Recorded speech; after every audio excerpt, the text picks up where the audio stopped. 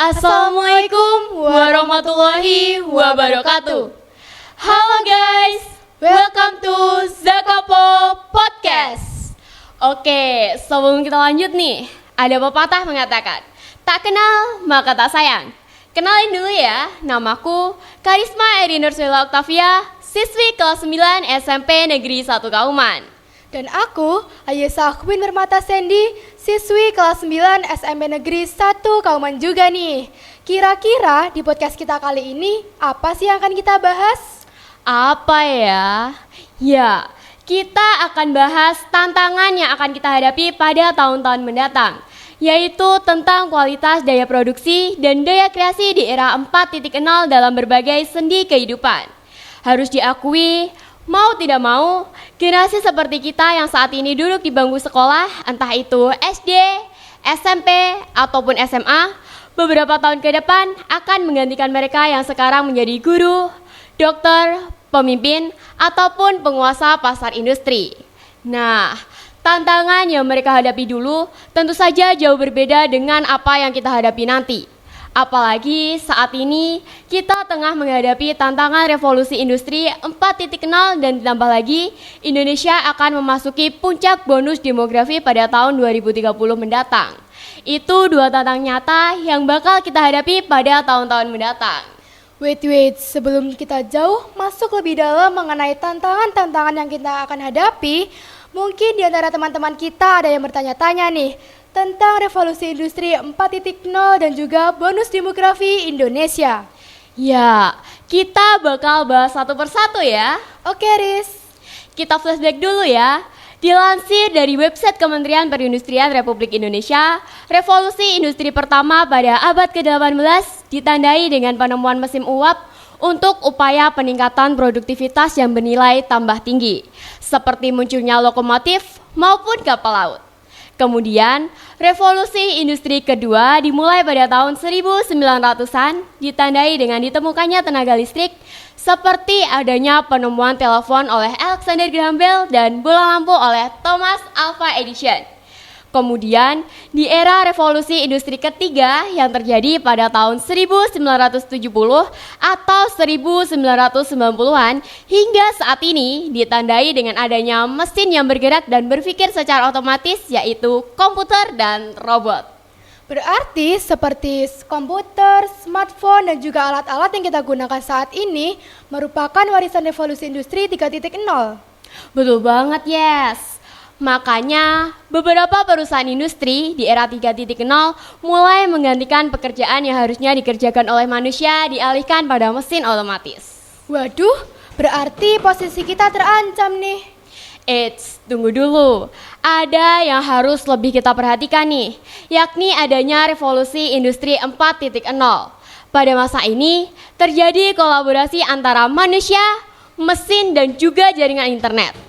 Istilah industri 4.0 pertama kali dikembangkan oleh Hannover Fair 4-8 April 2011. Istilah ini digunakan oleh pemerintah Jerman untuk memajukan bidang industri ke tingkat selanjutnya dengan bantuan teknologi.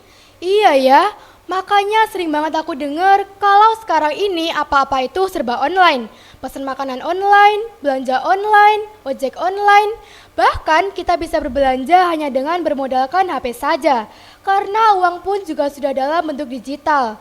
Sebenarnya kalau dipikir-pikir memudahkan kita juga sih. Kita tinggal pencet sana sini, barang yang kita inginkan segera datang. Iya juga, yes. Memang tujuan utama adanya perkembangan teknologi kan untuk memudahkan pekerjaan manusia. Tapi dengan adanya perubahan-perubahan kebiasaan manusia tersebut, sebenarnya bisa jadi ancaman loh bagi kita. Apalagi seperti yang udah aku sampaikan di awal tadi, tantangan kita bukan hanya adanya revolusi 4.0 saja, tapi adanya puncak bonus demografi bagi bangsa Indonesia pada tahun-tahun mendatang. Tunggu dulu, biasanya Riz ya, orang kalau dapat bonus itu malah seneng. Loh, kok ini jadi ancaman sih? Kalau bonusnya itu uang atau hadiah, pasti seneng lah ya. Untuk bonus demografi ini, bonus yang akan kita dapatkan adalah penduduk usia produktif pada rentan usia 15 sampai 64 tahun jumlahnya lebih banyak dibandingkan dengan jumlah penduduk usia tidak produktif. Atau lebih disingkatnya, jumlah anak muda Indonesia akan lebih banyak dibandingkan dengan orang tua. Sebenarnya kalau dipikir-pikir itu akan menjadi keuntungan juga bagi bangsa Indonesia. Karena akan banyak sekali bermunculan inovasi-inovasi baru yang dilahirkan oleh generasi-generasi muda Indonesia. Tetapi banyak orang yang tidak siap, itu akan menjadi ancaman loh bagi dirinya sendiri. Kira-kira ada nggak, Riz, gimana cara kita sebagai generasi penerus bangsa ini untuk menghadapi tantangan-tantangan nyata di depan kita seperti revolusi industri 4.0 dan juga bonus demografi Indonesia? Nah, bagi kamu pelajar Indonesia, ada beberapa hal yang perlu kalian lakukan untuk menghadapi tantangan zaman tersebut. Pertama, kita harus terus berinovasi. Yes, kamu pernah makan tempe kan? Pernah lah. Itu kan salah satu makanan sehari-hari kita. Orang tua kita dulu biasanya tempe itu hanya diolah menjadi sayur atau kalau enggak ya tempe goreng. Dan para produsen tempe hanya bisa menjualnya lewat pedagang-pedagang ataupun konsumen langsung yang membelinya. Di era 4.0 seperti ini, tempe juga harus berinovasi. Untuk saat ini, tempe dapat diolah menjadi makanan kekinian seperti nugget tempe, stik tempe, burger tempe, dan masih banyak lagi olahan tempe lainnya. Tak hanya itu, para produsen juga harus berinovasi dalam menjual produk buatannya. Mungkin saja ada inovasi tempe instan yang bisa dijual di marketplace. Karena apa? Ibu-ibu milenial itu kan cenderung pada sesuatu yang instan-instan. Oke, Riz, masuk. Mungkin nanti kalau kita sudah jadi emak-emak, semuanya serba instan kali ya. Tempe instan, tahu instan, terong instan, pokoknya serba instan deh. Terus, generasi kita ini kan terbiasa dengan yang namanya zona nyaman. Kadang-kadang suka jengkel sih kalau teman kita sering bilang, ngene wes, penting urip. Dan masih banyak lagi ungkapan yang mencerminkan bahwa mereka itu sudah puas dengan apa yang mereka capai. Bahaya loh zona ini. Zona nyaman itu bisa memunculkan rasa ketakutan pada diri kita loh. Takut akan tantangan, takut merasakan kesibukan, takut diandalkan, takut merasa lelah, takut akan kegagalan, dan takut segala hal sesuatu yang di luar ekspektasi. Kalau kita biarkan, lama-lama kita bisa tertinggal dengan negara lain. Negara lain sudah ke bulan, kita masih anak-anak bermimpi. Negara sudah 5G, kita masih itchy. Oke, Riz, luar biasa. Jadi, kita sebagai generasi muda itu harus mau berinovasi. Jangan takut untuk mencoba hal-hal yang baru. Karena zona nyaman itu akan membuat kita semakin ketinggalan.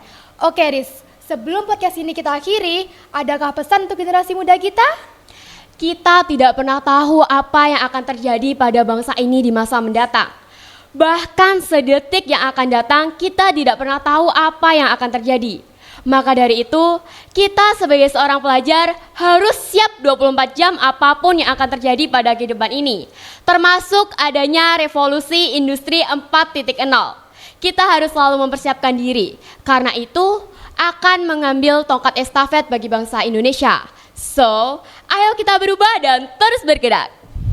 Ya, terima kasih teman-teman sudah menonton podcast kami. Semoga apa yang kami sampaikan dapat memotivasi kalian, teman-teman pelajar. Sebagai penutup, ayo kita berubah dan terus bergerak. Wassalamualaikum warahmatullahi wabarakatuh.